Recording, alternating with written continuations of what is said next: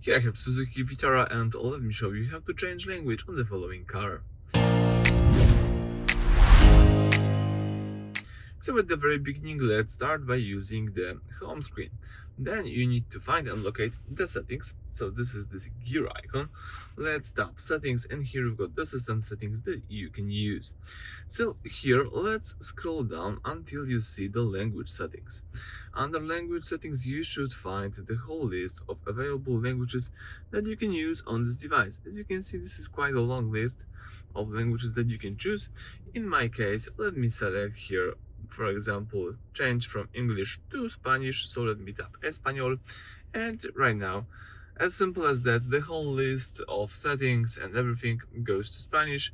If you would like to go back to previous version, to the English one, let's select here Configuración del idioma and scroll down to the top of the list to select English.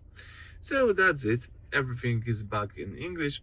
Thank you for watching. Please subscribe to our channel and leave thumbs up.